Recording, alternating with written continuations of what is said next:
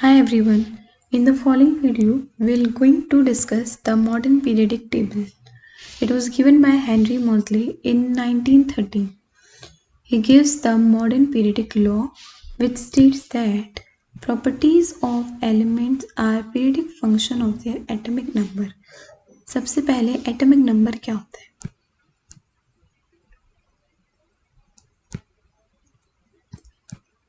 Atomic number हमारा जो number of electrons होते हैं या फिर जो नंबर ऑफ प्रोटॉन्स होते हैं,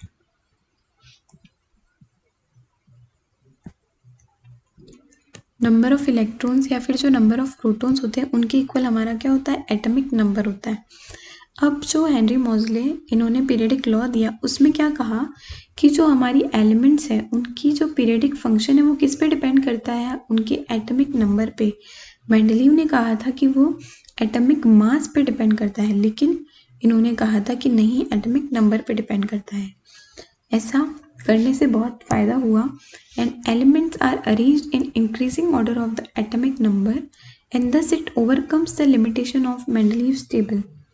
ओके, तो जो मेंडलीव की टेबल थी हमारे पास, उसके जो बहुत सारे हमारे पास जो प्रॉब्लम हो रही थी मेंडलीव की टेबल में बहुत सी, उसको हमने कंसिडर किया और हमने ये मॉडर्न पीरियडिक लॉ दिया है। अब इस लॉ ने कैसे हमारे मेंडलीव की जो लिमिटेशन से उनको ओवरकम किया उसको समझते हैं। सबसे फर्स्ट तो जो हाइड्रोजन है उसकी तो कोई पोजीशन अभी भी स्पेसिफिक नहीं है, उसे टेबल के मिड में रख देते हैं ऊपर, बिकॉज वो एक अलग ही एलिमेंट की तरह पढ़ा जाता है। ओके, अब उसके अलावा जो हमारा सेकंड था आइसोटोप वाला, कि हाइड्रोजन के जैसे 3 आइसोटोप है, 1H, 2H एंड 3H। जो 3 आइसोटोप्स है उनके डिफरेंट मास होने की वजह से उनमें प्रॉब्लम हो रही थी कि उनको कहाँ पुट करें। लेकिन अगर हम एटॉमिक नंबर की बात करें तो तीनों का क्या है? 1 ही है। तो जब हम टेबल में अरेंज करेंगे तो 1 एटॉमिक नंबर वाले तो एक साथ ही हो गए ना।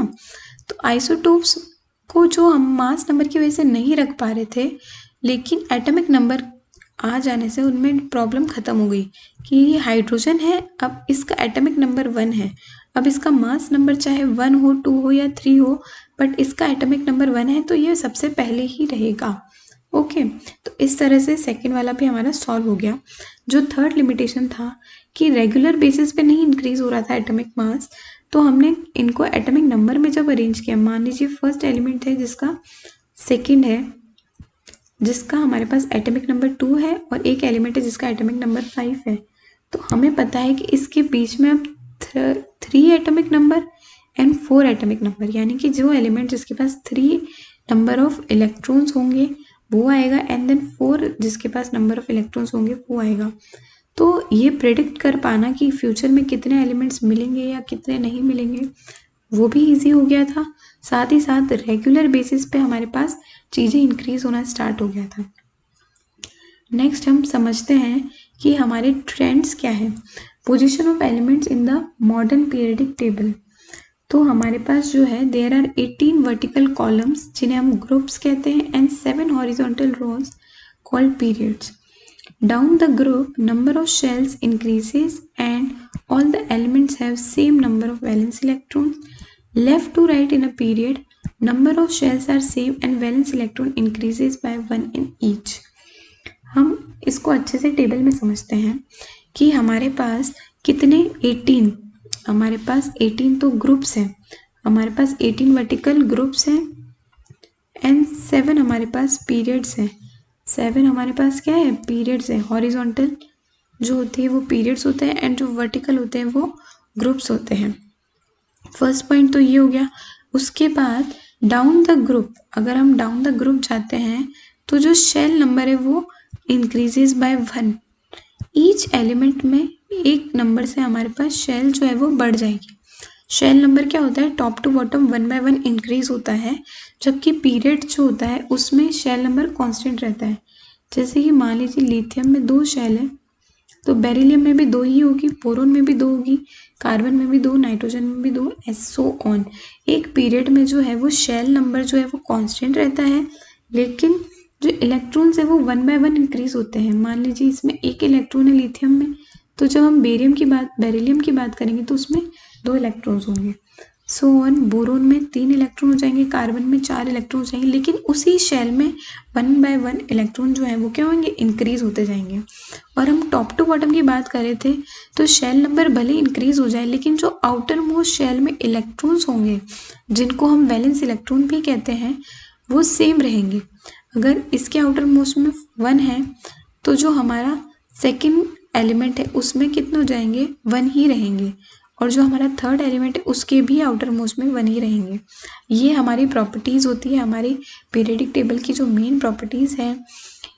एंड ऑल्सो अगर हम एटॉमिक नंबर की बात करें तो हाइड्रोजन का एटॉमिक नंबर 1 है, हीलियम का 2 है।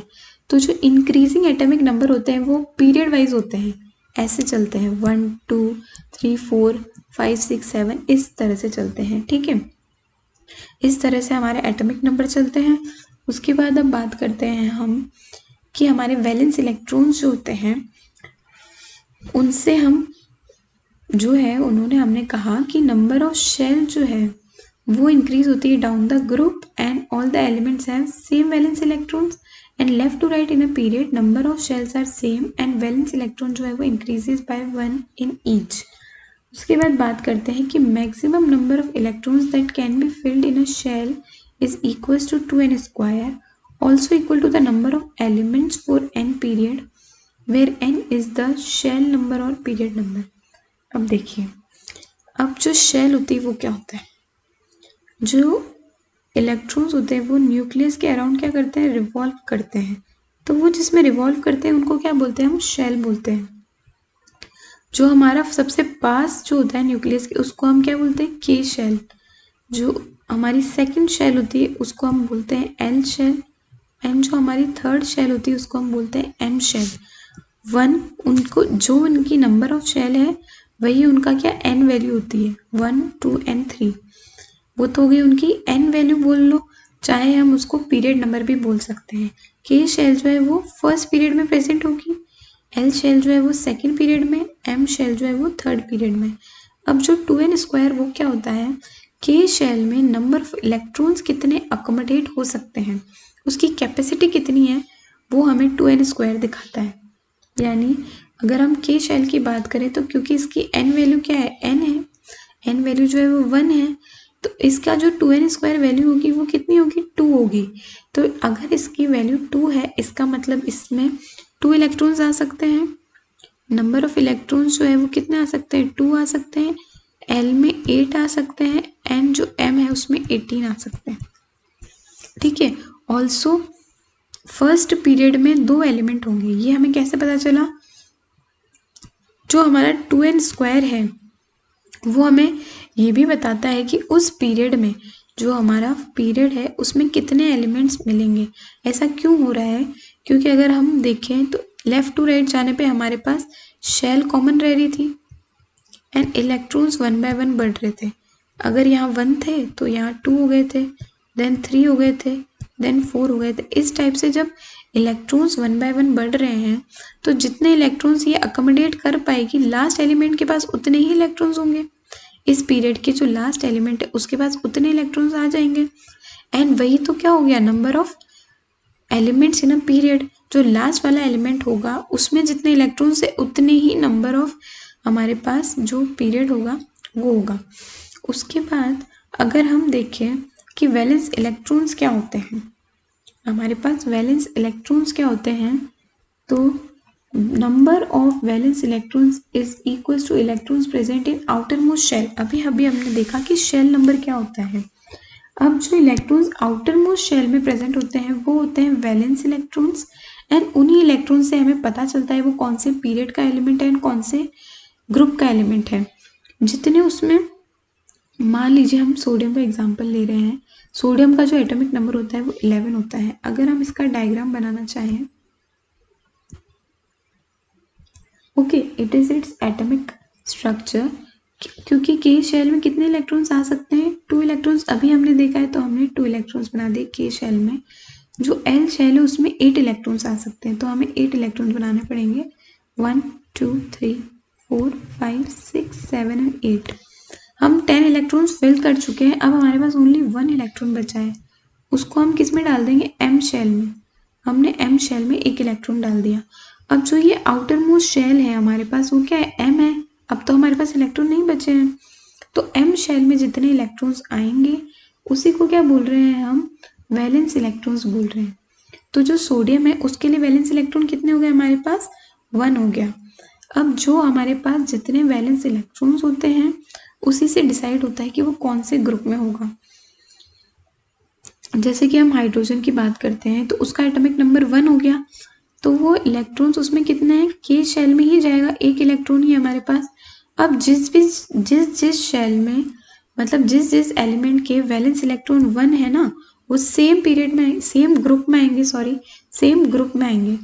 तो अगर हाइड्रोजन के पास 1 है एंड अभी हमने देखा सोडियम के पास भी कितने हैं, 1 है, तो हमने इनको क्या करा है, फर्स्ट ग्रुप में अरेंज कर रखा है।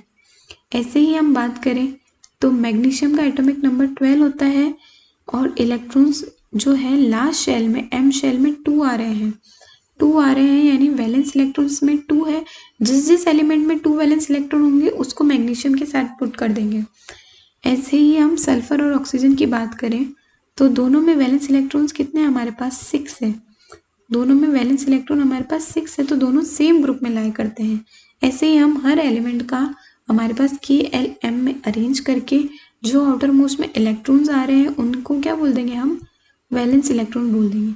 हमें जितना एटॉमिक नंबर है उतने इलेक्ट्रॉन्स को फिल करना है, उसी के बाद हम क्या निकाल सकते हैं, उसके वैलेंस इलेक्ट्रॉन्स कितने हैं। जितने आउटर मोस्ट में आएंगे वही उसके क्या हो जाएंगे, वैलेंस इलेक्ट्रॉन हो जाएंगे। इसको हम और अच्छे से समझ सकते हैं। जैसे अगर हम बात करें तो ये एटम का स्ट्रक्चर है, ये जो होता है इसको हम बोलते हैं न्यूक्लियस। इसमें न्यूट्रॉन्स एंड प्रोटॉन्स एग्जिस्ट करते हैं। जितने प्रोटॉन्स एलिमेंट में होते हैं वही उसका क्या होता है, एटॉमिक नंबर होता है, वही उसके इक्वल होता है नंबर ऑफ इलेक्ट्रॉन्स के। अब हमारे पास ये जो होते हैं वो क्या होता है, ऑर्बिट्स होते हैं, शेल्स होती है जिसमें जो इलेक्ट्रॉन्स है वो रिवॉल्व करते हैं। आप देख सकते हैं ये के शेल है, तो इसमें 2 इलेक्ट्रॉन्स रिवॉल्व कर रहे हैं, 1 एंड 2। एंड जो नेक्स्ट शेल है एल शेल, उसमें 1 इलेक्ट्रॉन है। तो ये किसका स्ट्रक्चर है, इट इज ऑफ लिथियम, क्योंकि टोटल 3 इलेक्ट्रॉन लिथियम के पास ही होते हैं। लिथियम का एटॉमिक नंबर क्या होता है, 3 होता है। आप देख सकते हैं कि लिथियम एंड सोडियम को अगर हम कंपेयर करें तो दोनों के आउटर मोस्ट शेल में कितने हैं, 1 इलेक्ट्रॉन है। दोनों के आउटर मोस्ट शेल में 1 इलेक्ट्रॉन है, इसलिए दोनों क्या है, फर्स्ट ग्रुप के एलिमेंट है, फर्स्ट ग्रुप के एलिमेंट है। एंड दोनों की प्रॉपर्टीज क्या है, सिमिलर है, क्योंकि इनके आउटर मोस्ट शेल में सेम इलेक्ट्रॉन है। लेकिन जो है लिथियम से सोडियम में जाते वक्त एक शेल इंक्रीज हुई है। अब ये जो है सेकंड शेल में है, इसका आउटर मोस्ट इलेक्ट्रॉन जो है वो सेकंड शेल में है, तो ये सेकंड पीरियड का एलिमेंट है। और अगर हम सोडियम की बात करें तो इसके आउटर मोस्ट इलेक्ट्रॉन जो है वो थर्ड हमारे पास शेल में है आउटर मोस्ट इलेक्ट्रॉन, तो ये थर्ड पीरियड का है। अब आपसे पूछे कि आपको पोजीशन बतानी है लिथियम की एंड सोडियम की, तो लिथियम की पोजीशन क्या हो जाएगी हमारे पास, फर्स्ट तो ग्रुप है एंड जो पीरियड है वो क्या है, सेकंड है। और सोडियम का group first and period third. इस तरह से आपको बताना आना चाहिए जो हमारा एलिमेंट है वो कौन से ग्रुप का है एंड कौन से पीरियड का है। ठीक है, एक और चीज जो अभी हमने देखनी है वो क्या है, वैलेंसी। हमने देखा कि वैलेंस इलेक्ट्रॉन जो है वो क्या है, आउटर मोस्ट इलेक्ट्रॉन में प्रेजेंट होने वाले इलेक्ट्रॉन। अगर वैलेंस इलेक्ट्रॉन्स की वैल्यू 1, 2, 3 या 4 है, इनमें से कुछ है, तो वो किसके इक्वल हो जाएगा, उसकी वैलेंसी के।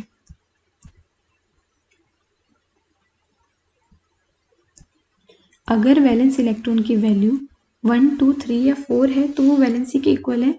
लेकिन अगर वैलेंस इलेक्ट्रॉन की वैल्यू 5, 6, 7, 8 ऐसा कुछ है, तो जो है हमें 8 में से इनको माइनस करना पड़ेगा। 8 माइनस 5 तो 3 वैलेंसी, 8 माइनस 6 तो 2 वैलेंसी, 8 माइनस 7 तो 1 वैलेंसी। तो इनकी वैलेंसी ऐसे निकलेगी। एंड अगर 4 तक है तो हम डायरेक्ट वैलेंसी बोल सकते हैं। वैलेंसी होता क्या है, नंबर ऑफ बॉन्ड्स कितने बनाएगा, कोई एलिमेंट है, जैसे कार्बन की बात करते हैं, कार्बन के आउटर मोस्ट में होते हैं 4 इलेक्ट्रॉन्स, ठीक है, क्योंकि इसका जो एटॉमिक नंबर है वो क्या होता है 6 होता है। 2 हमने के में भर दिए एंड 4 हमने एल में भर दिए, के एल। तो एल में कितने इलेक्ट्रॉन है हमारे पास 4 इलेक्ट्रॉन्स हैं। तो 4 इलेक्ट्रॉन्स है मतलब इसकी वैलेंसी क्या हो गई 4 हो गई। वैलेंस इलेक्ट्रॉन और वैलेंसी सेम है, यानी कार्बन क्या है 4 बॉन्ड्स बना सकते हैं। इस टाइप से हम वैलेंसीज देखते हैं। ओके, आई होप इतना आपको समझ आ गया होगा। नेक्स्ट देखते हैं हम एटॉमिक रेडियस का जो ट्रेंड्स होता है ना वो देखते हैं। In moving from left to right nuclear charge increases and so atomic size decreases while top to bottom in a group number of shell increases, therefore atomic size or radius also increases। अब जब हम left to right जाते हैं, जब हम left to right जा रहे हैं हमारे पास शेल तो वही रह रही है, शेल तो वही रह रही है, इंक्रीज हो नहीं रही है, लेकिन क्या हो रहा है इलेक्ट्रॉन्स इंक्रीज हो रहे हैं। अब इलेक्ट्रॉन्स के इंक्रीज होने की वजह से जो न्यूक्लियर है ना हमारा अंदर जो न्यूक्लियस है वो क्या करता है इनको अपनी तरह अट्रैक्ट करता है। यहाँ पे 2 इलेक्ट्रॉन को अट्रैक्ट करेगा, यहाँ पे 3 इलेक्ट्रॉन को अट्रैक्ट करेगा। अब जब ये इलेक्ट्रॉन को अपनी तरह अट्रैक्ट कर रहा है यानी ये पूरी शेल को अपनी तरफ अट्रैक्ट करेगा, तो जो रेडियस है, जो हमारा एलिमेंट का रेडियस है वो क्या हो जाएगा डिक्रीज हो जाएगा। समझ रहे हैं आप, यानी कि जो अगर इलेक्ट्रॉन एक ही था तो ये एक इलेक्ट्रॉन खींच रहा था, लेकिन अब ये 2 इलेक्ट्रॉन को अपनी तरफ पुल कर रहा है। अगर ये 2 इलेक्ट्रॉन को पुल कर रहा है तो शेल थोड़ा ज़्यादा पास आएगा, अगर 3 इलेक्ट्रॉन को पुल करेगा तो थोड़ा और ज़्यादा पास आएगा, सो ऑन। इसी को हम क्या बोलते हैं न्यूक्लियर चार्ज जो है वो क्या हो रहा है इंक्रीज हो रहा है। इलेक्ट्रॉन के बढ़ने की वजह से न्यूक्लियर चार्ज इंक्रीज होगा एंड जो एटॉमिक साइज है वो क्या होगी डिक्रीज होगी। ट्रेंड्स जो हम लेफ्ट टू राइट जाते हैं तो साइज क्या होती है डिक्रीज होती है, लेकिन अगर हम टॉप टू बॉटम की बात करें इन ग्रुप तो नंबर ऑफ शेल जो है वो क्या हो रही है इंक्रीज होगी। अगर हम टॉप टू बॉटम जा रहे हैं इसमें 1 शेल है, इसमें 2 शेल है, और नीचे जाएंगे तो नंबर ऑफ शेल क्या होगा इंक्रीज होगा। अगर शेल बढ़ रही है इलेक्ट्रॉन शेल बढ़ रही है तो ऑफकोर्स ये डिस्टेंस तो ज़्यादा ही होगा इस डिस्टेंस से, तो रेडियस जो टॉप टू बॉटम क्या होती है इंक्रीज होती है। हम इसको अच्छे से एग्जाम्पल से समझते हैं। अब अगर हम सेकंड पीरियड की बात करें, lithium, beryllium, boron, carbon, nitrogen, oxygen, okay, इनकी बात अगर हम करें तो लिथियम में हमारे पास ये सब सेकंड शेल के हैं, तो लिथियम में हमारे पास 1 इलेक्ट्रॉन है,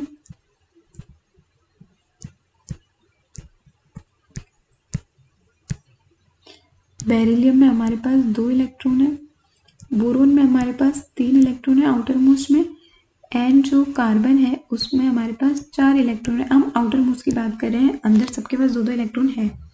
अब आउटर मोस्ट इलेक्ट्रॉन में क्या हुआ है हमारे पास, इसमें 1 इलेक्ट्रॉन था तो न्यूक्लियस 1 इलेक्ट्रॉन को अपनी तरफ पुल कर रहा था, इसमें 2 इलेक्ट्रॉन्स को पुल कर रहा था, इसमें 3 इलेक्ट्रॉन्स को पुल कर रहा था, इसमें 4 इलेक्ट्रॉन्स को पुल कर रहा था। तो पुल करने की वजह से जो हमारी साइज है वो क्या हो जाएगी छोटी होती जाएगी। इस तरह से लेफ्ट टू राइट जाने पे न्यूक्लियर चार्ज बढ़ रहा है एंड हमारी जो साइज है एलिमेंट्स की वो क्या हो रही है डिक्रीज हो रही है। अब अगर हम टॉप टू बॉटम बात करें तो लिथियम का जो स्ट्रक्चर होता है वो इस तरह से होता है, सोडियम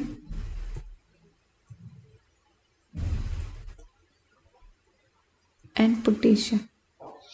अब अगर इलेक्ट्रॉन बनाए इसमें तो इसमें भी आउटर मोस्ट में 1 इलेक्ट्रॉन है, इसमें भी 1 ही इलेक्ट्रॉन है, इसमें भी आउटर मोस्ट में 1 ही इलेक्ट्रॉन है, ठीक है। लेकिन अब क्या होता है, क्योंकि ये डिस्टेंस इसी को तो हम रेडियस बोलते हैं, सेंटर से सरकमफेरेंस तक की डिस्टेंस होती है उसी को हम रेडियस बोलते हैं। तो ये कंटिन्यूसली क्या हो रही है इंक्रीज हो रही है, क्योंकि शेल जो है वो इंक्रीज हो रहे हैं, तो टॉप टू बॉटम जो है वो रेडियस हमेशा इंक्रीज होगी।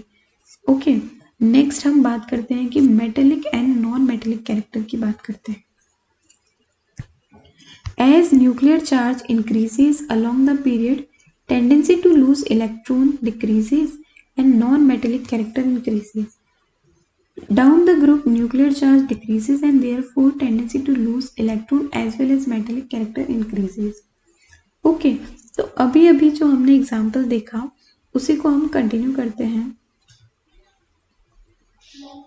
अगर हम लेफ्ट टू राइट की बात करें, लेफ्ट टू राइट हमारे पास क्या हो रहा है, न्यूक्लियर चार्ज बढ़ रहा है. हमने अभी कहा कि left to right nuclear charge increase हो रहा है एंड जो एटॉमिक रेडियस है वो क्या हो रही है, डिक्रीज हो रही है. ठीक है, ये दोनों पॉइंट अभी हमने देखे. अब अगर न्यूक्लियर चार्ज बढ़ रहा है तो आप ही बताइए, अगर न्यूक्लियर का चार्ज बढ़ा है तो अपने पास जो इलेक्ट्रॉन है उनको जाने थोड़ी देगा. अगर न्यूक्लियर चार्ज इंक्रीज हो रहा है तो जो उसके सराउंडिंग में इलेक्ट्रॉन्स प्रेजेंट हैं उनको वो अपन खुद से दूर नहीं जाने देगा. अगर वो खुद से दूर नहीं जाने देगा तो वो नॉन मेटल कहलाएगा, बिकॉज वो और इलेक्ट्रॉन को अपनी तरफ अट्रैक्ट करेगा.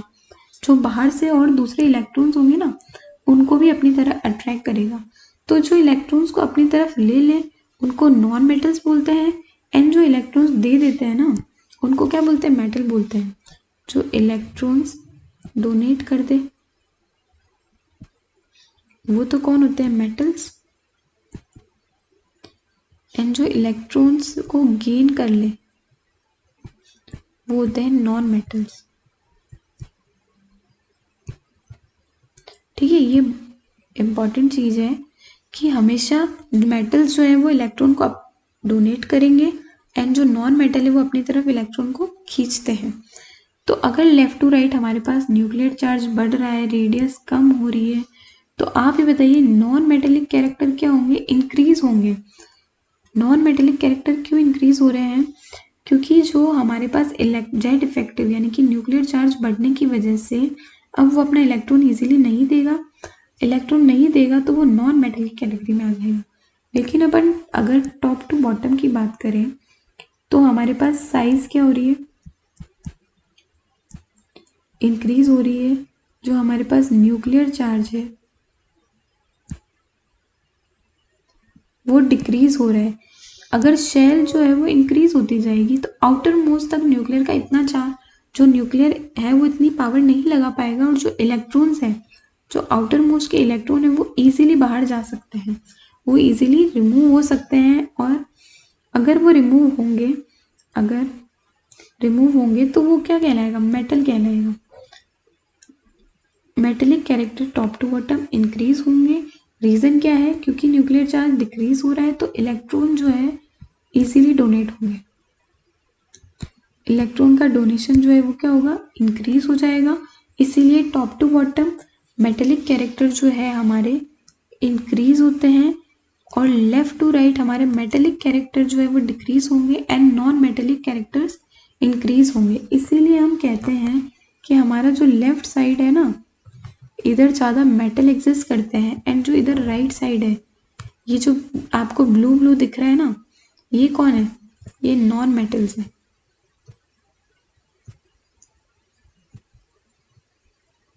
एंड जो हमारा लेफ्ट साइड वाला है, यानी ये जो येलो येलो है, ये सारे मेटल्स हैं.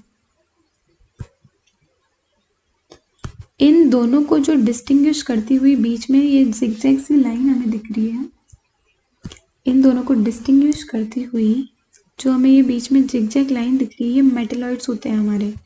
ये क्या होते हैं, मेटलॉइड्स.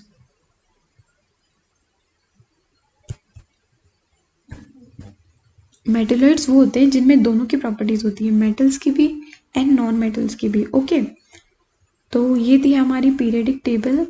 आई होप ये चैप्टर आपको समझ आया होगा. Thank you so much.